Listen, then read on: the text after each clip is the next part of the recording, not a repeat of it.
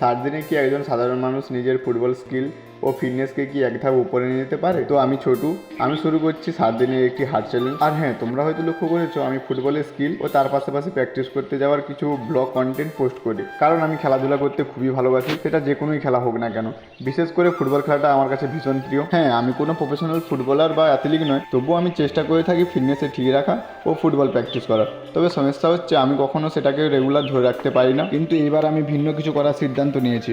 আমি নিজেকে একটা চ্যালেঞ্জ দিয়েছি যে 7 দিন ধরে প্রতিদিন মাঠে এসে রেগুলার প্র্যাকটিস করব। আর এই চ্যালেঞ্জটি পূরণ করতে পারবো কিনা ঠিক জানি না, তবে আমার লক্ষ্য এখন একটাই, 7 দিন পর দেখতে চাই আগের থেকে পারফরমেন্স, স্কিল, স্ট্যামিনা এইগুলো কতটা বেড়েছে। হ্যাঁ, 7 দিনের মধ্যে প্রফেশনাল ফুটবলার হতে পারবো না, তবে আমি জানি এই চ্যালেঞ্জটিকে যদি আমি ভালোভাবে কমপ্লিট করি তাহলে আমার কনফিডেন্স লেভেল, মাইন্ডসেট অনেকটাই শক্তিশালী হয়ে উঠবে। তো আশা করি এই চ্যালেঞ্জটি আমি ভালোভাবে সুস্থভাবে কমপ্লিট করতে পারবো আর তোমাদের সাথে আমার এই জার্নিটাও শেয়ার করতে পারবো।